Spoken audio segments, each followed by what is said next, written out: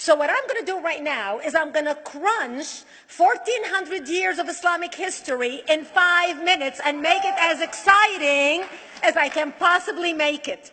Because I hated history when I was a little girl. At this age, I appreciate history. And now I understand why they say those who don't learn from history are doomed to repeat it. In order for you to understand why Western civilization is very different than the Islamic world, you need to understand the history of Islam. When Prophet Muhammad supposedly revealed his revelation from the angel Gabriel that he is supposed to be the last of the prophets in the early 600s, he started preaching in his own city, Mecca. He tried to recruit friends and followers to be able to spread his religion. And he tried for 12 years and failed. And after 12 years, he was only able to recruit his immediate family and friends. So he decided, if I go to Medina, which was the Jewish hub of Arabia, the business hub where the Jews lived, if I go there and preach my religion to them, if they accept me, that will buy me respect and stature between my own people, and they will accept me. So Prophet Muhammad started borrowing a lot from the Old Testament to make his religion more palpable to the Jews, to make it a lot similar. This is why you see a lot of similarities between Judaism and Islam. For example, Jews don't eat pigs, Muslims don't eat pigs. Jews pray a few times a day, Muslims pray a few times a day. Jews fast on Yom Kippur, Muslims fast on Ramadan.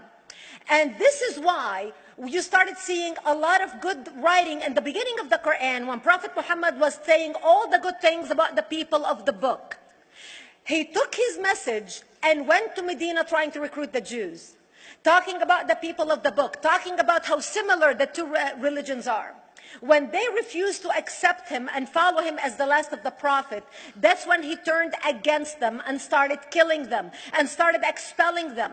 That's when Islam went from a spiritual movement for the first 12 years of Islam into a political movement cloaked in religion after the year of the Hijrah, after Muhammad went to Medina and the Jews did not accept him. He became a military warrior and declared war on them and started expelling them. Jews and Christians became dhimmi, or second-class citizens. They were only allowed to stay alive and not be killed only by paying the jizya, or the protection tax. So they had a choice: convert to Islam, or if you want to stay alive, you have to pay the jizya or protection tax, living as dhimmi in the Islamic nation. Christians and Jews could not ring church bells. Jews could not blow the shofar. Christians could not ring church bells. They could not pray publicly. Christians and Jews could not gather together and build new churches or new temples. And the way they paid the jizya, or the protection tax, was in a monthly ceremony where they would get together downtown and the Jew would kneel on his knee and hand his goods to the mullah, who would take the goods as the price for buying the protection. And in many areas, Jews and Christians were given necklaces to wear as a receipt that they paid their jizya, or their protection tax. Jews considered najis under Islam. Najis is bodily fluid. Najis is garbage. Najis is dogs. Najis is dirty. So Christians and Jews were treated as second-class citizens. Islam continued to grow. As Islam grew, more people became dhimmi, or second-class citizens. Jews and Christians were given identifiable clothing. The yellow star, which was given to the Jews, that most people think is a German invention. It was actually an Islamic invention in the 9th century in Iraq by the second Khalif al-Mutawakkil of Iraq, who invented the yellow star for the Jews to be identified as they walked down the street. Because Jews were considered najis, if a Muslim man or a Jew walked on the same side of the street, the Jew had to cross the other side so the Muslim man can walk, so he's not dirtied by the filth of the Jew. Christians were given the zunnar, the belt, which most of you men are wearing right now. That was an Islamic invention for the Christians. Islam continued to grow. They went all the way to Jerusalem. They conquered Jerusalem. Christians couldn't ring their church bells in Jerusalem. The Pope in Rome in 1090 told the Christians, how could you sit idly by and allow your brethren to suffer like this in the Holy Land? You need to go liberate the Christians. You need to go help the Christians. That's why the Crusaders were launched. The Crusaders were not launched because they just felt like waking up in the morning and going and converting a bunch of Muslims or beheading them. The Crusaders were launched to liberate Jerusalem. And they were able to liberate Jerusalem for less than 100 years before Salah ad-Din al-Ayyubi, Saladin, took it back, and Jerusalem remained under Islamic control until 1967, when the State of Israel liberated Jerusalem, where Christians, Jews, and Muslims could pray under the same sky.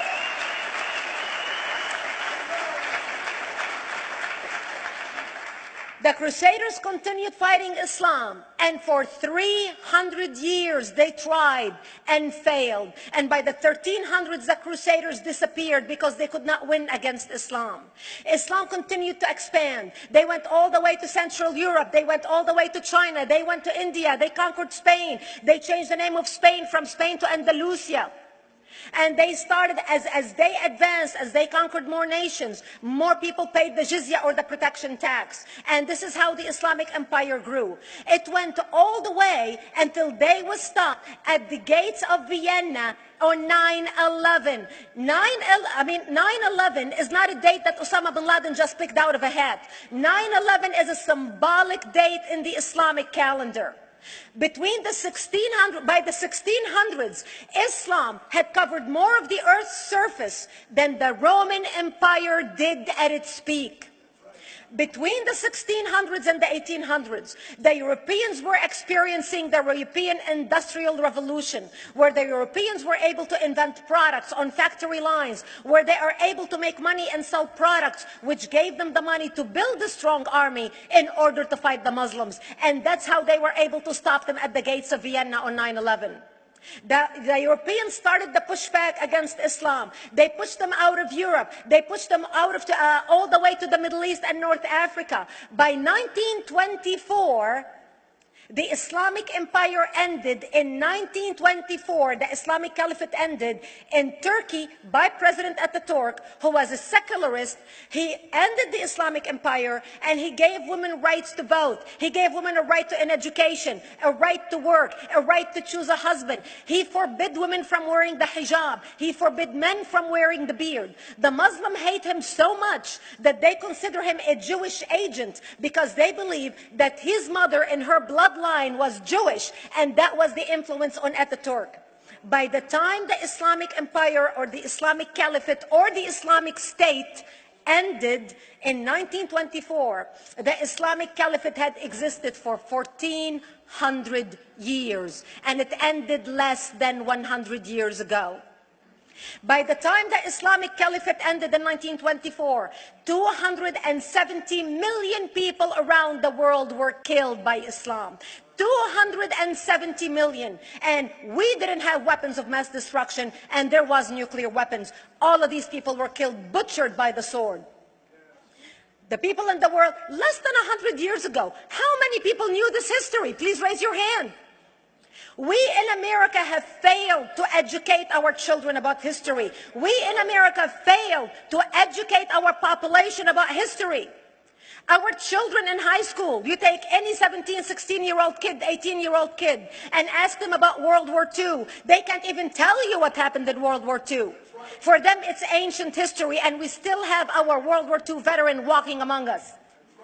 That's how little we know of history.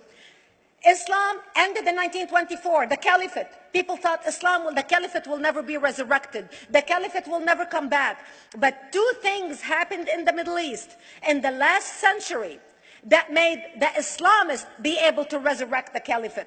Number one is the discovery of oil in Saudi Arabia, which we were able to discover and were stupid enough to allow them to nationalize it. And the number two that happened was Ayatollah Khomeini coming to power in 1979. That gave the Islamists the money and also the spiritual covering in order to explode on the world stage. And people say, oh, well, the Wahhabis exported their Wahhabi radical religion. The Wahhabis are the name of Wahhab. They're not a different sect of Islam.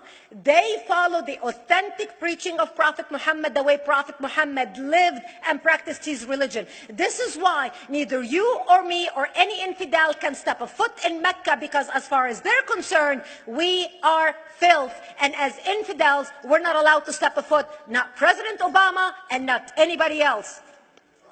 As a matter of fact, Al-Qaeda used to use Saudi Arabia and its success as an excuse to recruit members, as the example to show them how Allah has blessed Saudi Arabia because of the way they adhere to the tenets of Islam. And today we talk about ISIS. ISIS is not a new invention. ISIS resurrected the caliphate that ended less than 100 years ago.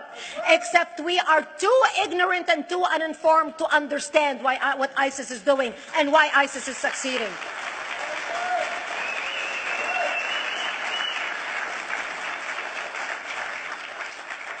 Two things you need to understand about Islam and the principles of war in Islam. One is the law of taqiyya, which means lying and deception. It means that a Muslim man can lay his hand on the Quran and swear that he is telling the truth, knowing that he is lying, but also knowing that the Quran will forgive him because he is advancing the cause of Islam. The second thing you need to know about is that the Treaty of Al-Hudaybiyah, which is an Islamic principle of war and a model on how to deceive your enemy when you have to sign peace treaties with your enemy. And it is based on an example by Prophet Muhammad. Prophet Muhammad was attacking the Meccans and their caravans when he was living in Medina. One day he attacked them because this is how he got the goodies. He would attack them, rob them, and spread the goodies among his men. And this is how he was able to recruit, because this is how people made money without working. And so he attacked the Meccan caravans. When he realized he's not able to defeat the Meccans in that city of Al-Hudaybiyah, in that place, he signed a 10-year treaty with them. Does that sound familiar? A 10-year treaty with them that says he will not attack them, he will have peace with them, he will not declare war on them. Muhammad used the treaty for 2 years to build his military, strengthen his army, and when he realized he was strong enough to attack his enemies when they least expected it, because they thought they had a peace treaty with Muhammad, he broke the treaty, attacked them 2 years later, and Mecca fell within 24 hours because they were not expecting the attack. And that became a principle of war in Islam. And to give you an example of how that is practiced, this is why anything signed with Iran means nothing to them. And to give you an example of how this law has been put to use in recent history, Yasser Arafat, who's not an Islamist, but he is a Muslim, met with the Israelis and signed the Oslo Accord in 1993. Remember all the handshaking at the lawn of the White House? The Oslo Accord, Yasser Arafat used the peace treaty, the Oslo Accord with Israel, to get Israel to bring him back and give him his territory, finance his military, train his police, and give his police the weapons.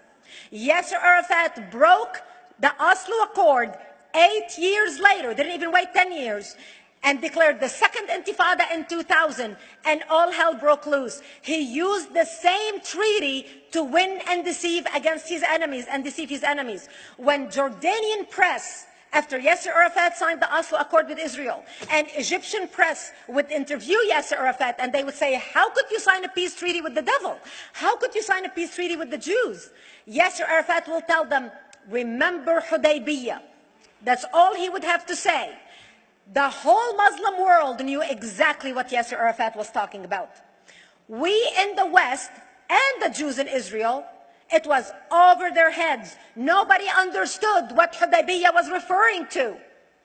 And this is the type of deception that we are dealing with. So when Iran signs a peace treaty with the United States for 10 years, they are using us as useful idiots, as gullible, ignorant people who are signing a peace treaty with the devil in order for Iran to continue her thing. In this deadly game of thrones, there's no place for America or for Israel. We don't have to gamble with our future and with our children's future. Elie Wiesel. And I wish I could promise you, Elie, that the lessons of history have been learned. That is why it is so important to be wise about who we're going to put in the White House next year.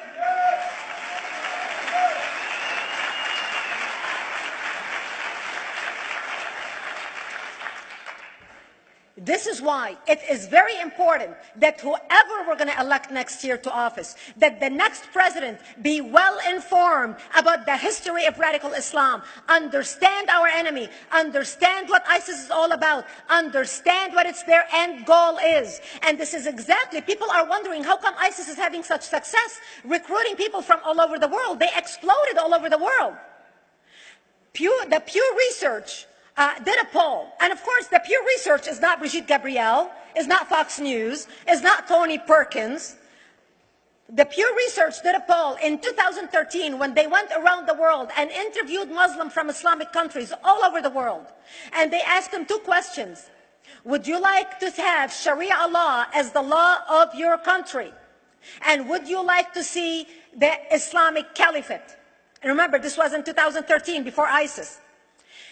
The 5 top countries in the world, in the Islamic world, the 5 top Islamic countries: Indonesia, 204 million Muslims; Indonesia, Afghanistan, Indonesia, Pakistan, Egypt, Nigeria, and Bangladesh. 77% of Muslims interviewed in these Islamic countries, 77% want the establishment of Sharia law and want the establishment of an Islamic state. That means 77% of the world, quote, moderate Muslims agree with the establishment of ISIS and what ISIS is doing. Let's not fool ourselves. This is very important, that whoever we're going to elect is going to be somebody who is strong on national security, who's going to put America first, who's going to make America great again, who's going to send a strong message to the world. The minute he walks into office, whoever we elect, that the world is going to realize that this person you're not going to mess with, because he could care less about what you think, what the UN thinks, what the world thinks. They can all go to hell. We care about America and only the United States of America. I hope that we learn from the lessons of history, that we learn from the Elie Wiesels, from the Brigitte Gabriels, and many others who are warning America about what's to come. May God bless you one and all, and may God bless the United States of America. Thank you.